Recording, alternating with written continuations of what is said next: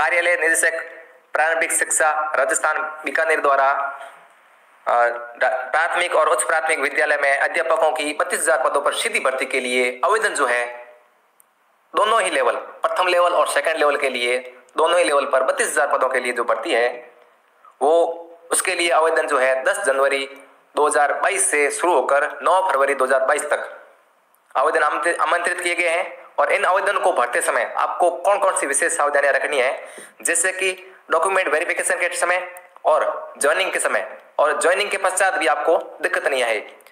तो इन सब के बारे में मैं इस वीडियो के माध्यम से चर्चा करने वाला हूं और आपके मैंने काफ़ी सवालों को समाहित भी किया है इस वीडियो के दौरान। तो अगर आपके सवाल कुछ इस प्रकार हैं तो आप इस वीडियो को पूरा देखिएगा।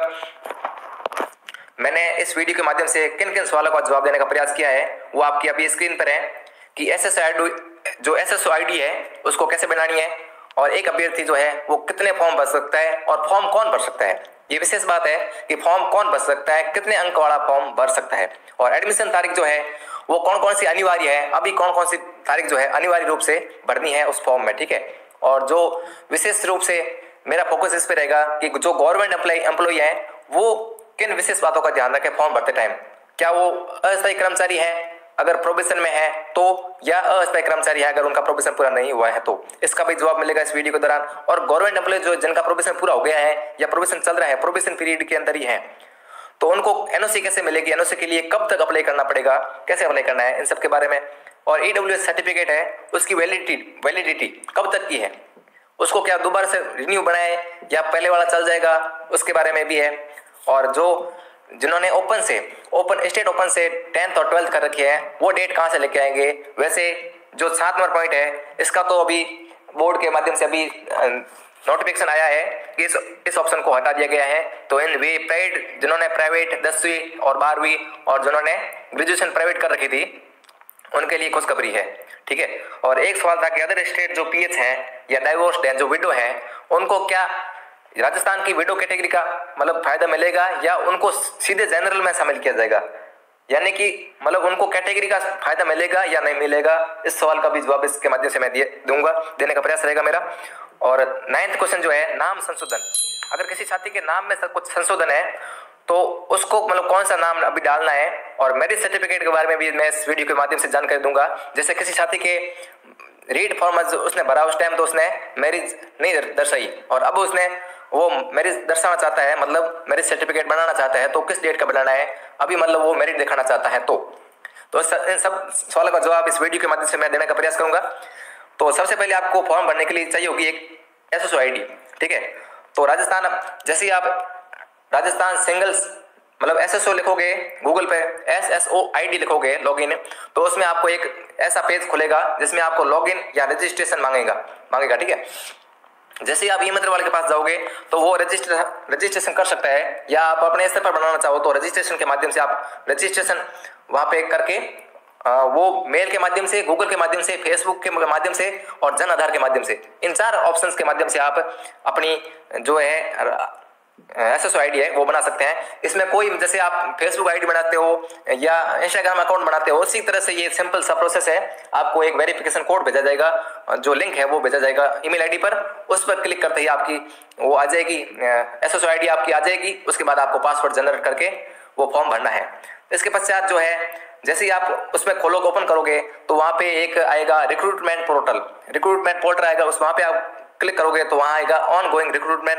वहाँ पे अगर आप क्लिक करते हो उसके बाद आएगा Rajasthan primary and upper primary school teacher district recruitment, direct recruitment जो है 21-22 के लिए है। एलिमेंट्री डायरेक्टर जो है प्रारंभिक शिक्षा निदेशालय बीकानेर राजस्थान है, वहाँ से इस पर क्लिक करना है आपको, अप्लाई नाउ पे, ठीक है। वहाँ पे क्लिक करने के पश्चात आपको क्या करना है, जो पहला पेज है वो कुछ इस प्रकार से खुलेगा।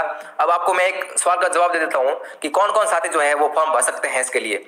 तो जिनके जनरल में 60% है अंक, जिनके अनारक्षित या सामान्य श्रेणी में 60% अंक है, या EWS अन्य पिछड़ा वर्ग OBC और SC ST के लिए 55% जो उन्होंने प्राप्त कर ली है रीट के अंदर। यहाँ पर विशेष ध्यान देने वाली बात यह है कि रीट के अंदर जिन्होंने 150 में से 55% अंक प्राप्त कर लिए हैं वो इसके लिए अप्लाई कर सकते हैं। और समस्त श्रेणी की विधवा या मतलब जिन्होंने डाइवोर्स या जो विडो है या कोई एक्स सर्विसमैन है, एक्स आर्मी मैन है, तो वो मतलब इसके लिए भर सकते हैं। भूतपूर्व सैनिक जो है वो 50% उनके लिए क्राइटेरिया है, और जो निःशक्त जन है जो पीएच कैटेगरी के हैं उनके लिए 40, और जो शहरी आदिम जनजाति है केवल 12 के लिए, वो केवल 36% अंक प्राप्त करके भी इस फॉर्म को भर सकते हैं।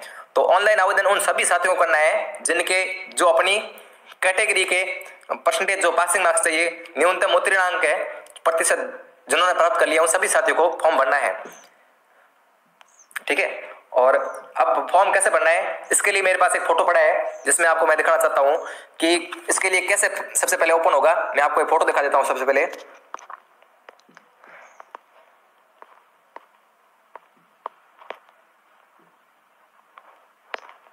ये जैसे ही आप रिक्रूटमेंट पोर्टल उस पर क्लिक करोगे अप्लाई नाउ पे, वहां पे आपके सामने ऐसे इस प्रकार से कुछ कैटेगरी आ जाएगी। तो आपको यहाँ पे क्या करना है, जैसे आप नॉन टीएसपी क्षेत्र से हो और इंग्लिश से पढ़ना चाहते हो, या नॉन टीएसपी क्षेत्र से हिंदी से पढ़ना चाहते हो, तो नॉन टीएसपी आपको हिंदी वाला फॉर्म ओपन करना है। ठीक है, नॉन टीएसपी और हिंदी वाला फॉर्म। अगर इसको जैसे ही ओपन करोगे तो आपके सामने कौन सा फॉर्म खुलेगा वो आपको मैं दिखा देता हूँ अभी। ये इस प्रकार से, जैसे आप नॉन टीएसपी क्षेत्र या टीएसपी क्षेत्र, आप जिस भी क्षेत्र से बिलोंग करते हैं वहां से आप अगर आप फॉर्म ओपन करते हैं तो फिर आपको यहाँ पर ये डिटेल खुलेगी। इसमें चार डिटेल जो है चार डिटेल आपसे मांगी गई है। एक बेसिक डिटेल आपसे मांगी गई है, ठीक है, और पर्सनल डिटेल है। उसके बाद क्वालिफिकेशन एंड एक्सपीरियंस मांगा गया आपसे, फिर आइडेंटिफिकेशन एंड इनक्लोजर मांगा गया है, फिर प्रेफरेंस जो जिले हैं आपसे मांगे गए हैं। कुल मिला के 5 प्रोसेस में 5 स्टेप में ये फॉर्म आपसे भरा जाएगा। तो इसमें जो है दिक्कत आ रही थी कि जिन साथियों की दिक्कत आ रही थी कि वैवाहिक स्थिति में अगर आप यस करते हो तो आपसे एक विवाह पंजीयन नंबर मांगा जाएगा। ठीक है, तो विवाह पंजीयन नंबर के संदर्भ में ये है कि किसी साथी ने अगर ऑफलाइन बना रखा है तो उस साथी को ऑनलाइन बना लेना चाहिए, क्योंकि अगर वो मेरिट दिखाना चाहते हैं तो उनको ऑनलाइन रजिस्ट्रेशन नंबर जो है वर्तमान में जो डिजिटल बन रहे हैं वो बना लेना चाहिए। ठीक है, और उन साथियों के लिए जिन्होंने रीट फॉर्म भरते टाइम जो पहले फॉर्म भरता मतलब टेट रीट परीक्षा हुई थी उस टाइम अगर मैरिज नहीं दिखाई है अभी दिखाना चाहते हैं तो उन साथियों के लिए मतलब वैलिड तरीका तो यही है कि वे उस तारीख के बाद का मतलब मैरिज सर्टिफिकेट बनाए, क्योंकि अगर मतलब बोर्ड को पता लग जाता है कि इन्होंने मतलब उस टाइम तो अनमैरिड दिखाया था और अब मैरिड दिखाना चाह रहे हैं, तो मतलब इस दौरान इस अवधि के बीच ही उनकी शादी हुई है। तो अगर आप मुझसे पहले की दिखाते हैं तो आपके ऊपर कुछ एक्शन लिया जा सकता है अगर उनको पता चलता है तो। ठीक है, नहीं तो आप मतलब सेफ जोन यही है कि अगर आपने पहले मैरिज मतलब नहीं दिखा रखी है तो उस डेट के बाद का ही जो पहले आपने फॉर्म भरा था उसके बाद का ही आप मैरिज सर्टिफिकेट बनाएं, जिससे कोई दिक्कत नहीं आएगी। ठीक है, ये मैरिज सर्टिफिकेट वाला के जवाब हो गया। और अब जिसके नाम संशोधन वाला था, नाम संशोधन वाला का मैंने अभी जैसे बात करी है लगभग 15-20 मिनट पहले ही मेरी बीकानेर निदेशालय में बात हुई है, उनसे लगभग 5-7 मिनट मेरी बात हुई है।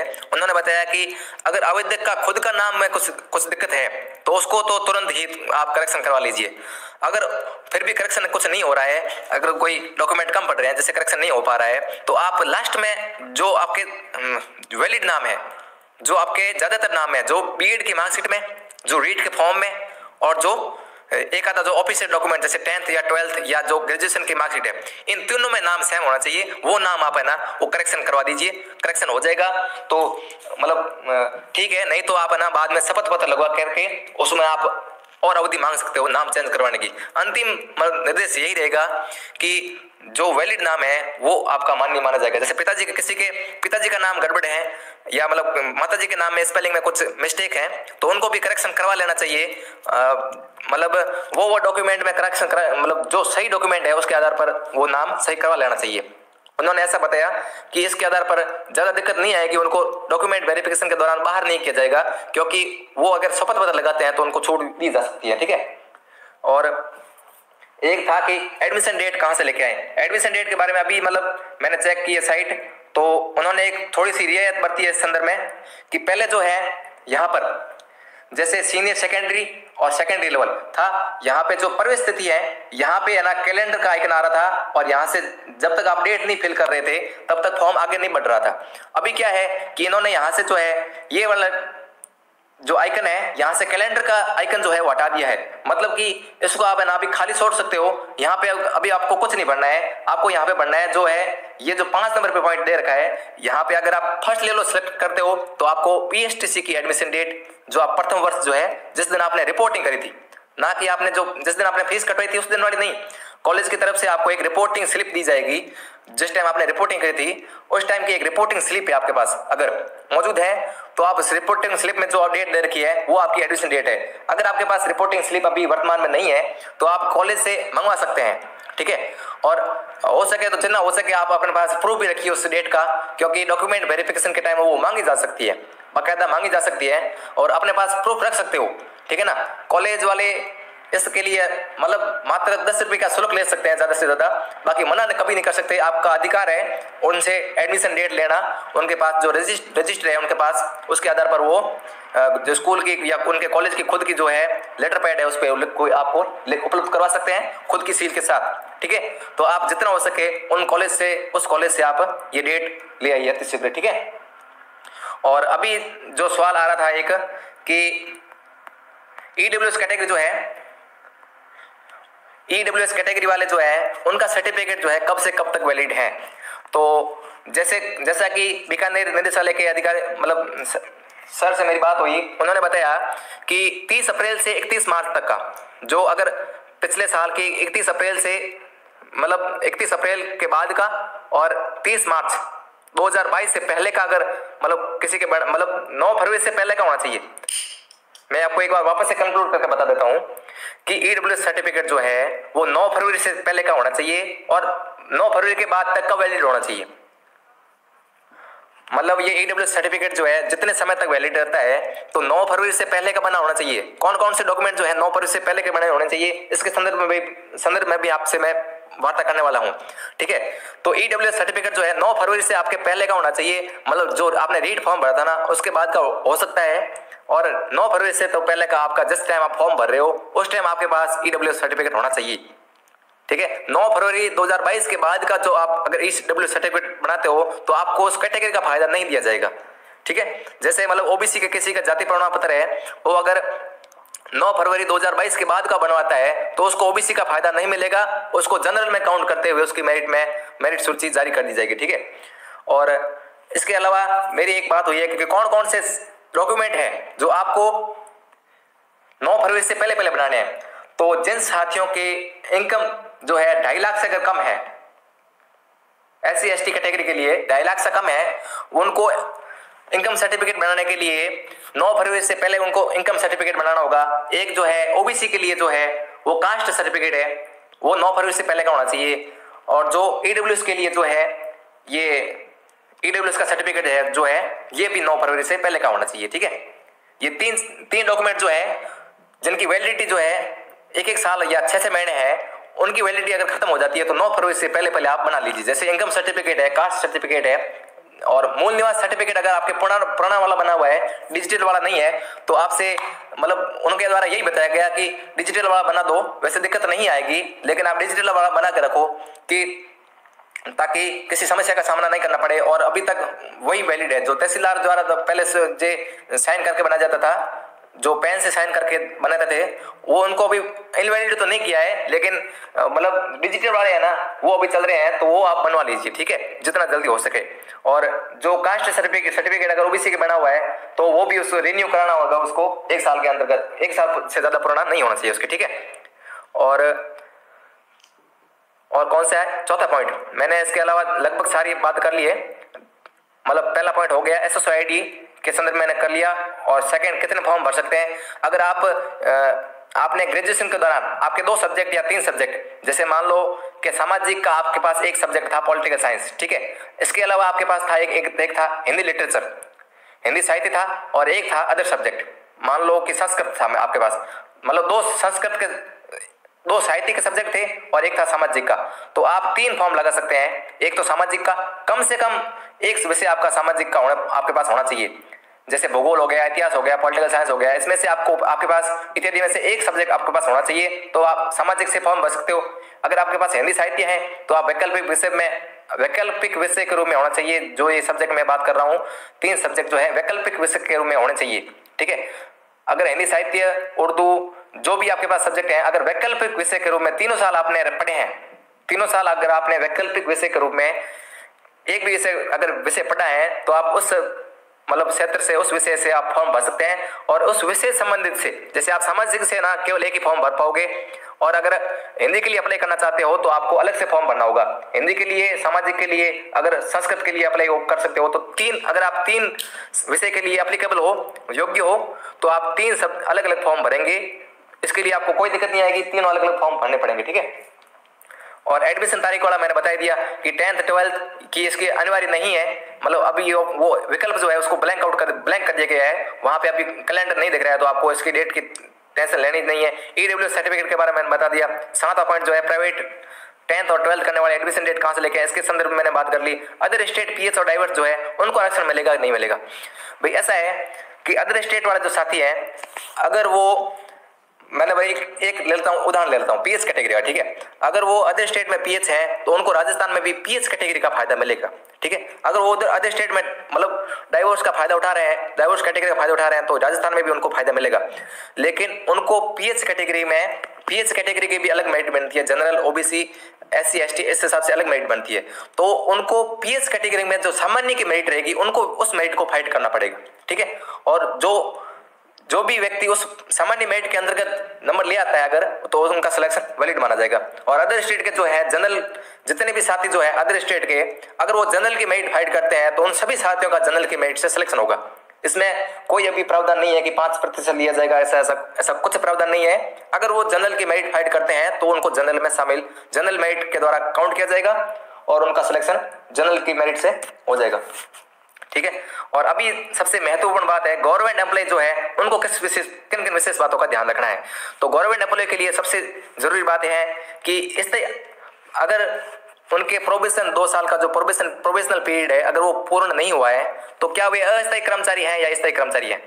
तो जैसा कि मैंने बीकानेर निदेशालय से बात करी, उन्होंने बताया कि अगर आप राज्य सरकार से तनख्वाह ले रहे हैं, उनसे वेतन प्राप्त कर रहे हैं, तो आप स्थायी कर्मचारी हैं। भले ही आपके स्थायीकरण का आदेश जारी नहीं हुआ हो, लेकिन आप स्थायी कर्मचारी हैं। ये सबके अलग अलग रूल है, लेकिन आप स्थायी कर्मचारी हैं। अगर आप भर्ती के थ्रू लगे हुए हैं, अगर सरकार द्वारा भर्ती करवाई गई है, उसके बाद आप लगे हैं किसी भी विभाग में, तो आप स्थायी कर्मचारी हैं, भले ही आपका प्रोबेशन पूरा हुआ हो या ना हुआ हो, ठीक है। ये सवाल सबसे ज्यादा पूछा गया था। गवर्नमेंट 2-3 साथी थे, उन्होंने पूछा था मेरे से कि स्थायी कर्मचारी हैं या अस्थायी कर्मचारी हैं। तो उनको स्थायी कर्मचारी में यस फिल करना है, और उसके बाद जो डिटेल मांगी गई है उनको भी फिल करना है। और गवर्नमेंट एम्प्लॉय जो है एनओसी कब से प्राप्त करें, तो एनओसी जो है 9 फरवरी से आपको पहले ले लेनी है। जो 9 फरवरी जो अंतिम तिथि है, उससे पहले आपको ले लेनी है। और एनओसी में क्या लिखवाना है कि सर, मैंने रीट का एग्जाम दिया था, उसमें 90 अंक से ऊपर प्राप्त करने वाले को पात्र माना गया है, और मैं इसके लिए पात्र हूं, और मैं इस भर्ती प्रक्रिया में शामिल होना चाहता हूं। ये आपको एनएससी से, और विभाग को इस संदर्भ में अगर अंतिम चयन होता है तो विभाग को इस संदर्भ में कोई आपत्ति नहीं है। ये आपको उस विभाग से लिखवा कर लाना है। इसके लिए आप ऑनलाइन भी आवेदन कर सकते हो, और आप अपने जो लिपिक हैं, जो बाबू हैं, उनसे भी इस संदर्भ में वार्ता करके उनसे डिस्कशन कर सकते हो, ठीक है।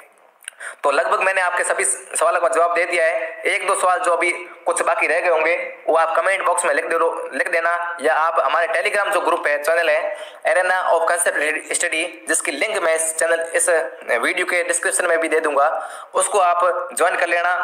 और अगर कोई आपका सवाल बिना जवाब के रह गया है, तो आप कमेंट बॉक्स में लिख सकते हो या टेलीग्राम पे लिख सकते हो। तो मैं लगभग टेलीग्राम चेक करता रहता हूँ। यूट्यूब पे क्या है कि कमेंट हाथों हाथ अपडेट नहीं होते हैं, तो यहाँ पर जवाब हाथों हाथ नहीं मिल सकता। और टेलीग्राम पे जो है काफी साथी जो जुड़े हुए हैं, वो इस संदर्भ में जिनको सही ऑफिशियल जानकारी है, तो वो जानकारी आपको प्रोवाइड करा देंगे, ठीक है। और इसके अलावा भी जो अंतिम निर्णय है वो बीकानेर निदेशालय का रहेगा। अगर आपको मेरी बातों से अगर कुछ असंतुष्टि है, तो आप बीकानेर निदेशालय से एक बार कंफर्म कर लीजिएगा कि इस संदर्भ में सर उन्होंने यह बताया है। आप मेरे निर्णय को अंतिम मत मानिएगा। जैसे किसी भी संदर्भ में मेरे निर्णय अंतिम नहीं है, अंतिम निर्णय बीकानेर निदेशालय का होगा। और अगर कोई आपके इस संदर्भ में आपत्ति हो तो मुझे भी मतलब आप जरूर अवगत कराएं। अगर कोई मेरे द्वारा कोई गलत जानकारी आप तक पहुंच चुकी है तो आप मेरे को जल्दी से जल्दी अवगत कराएं, ताकि मैं भी उस संदर्भ में सुधार करके आपको बता सकूं। मेरे जानकारी में मैंने एकदम सही जानकारी आप तक पहुंचाई है। अगर आपको वीडियो पसंद आया है तो आप उन सभी साथियों तक पहुंचाएं ताकि उनको भी किसी प्रकार की दिक्कत नहीं आए।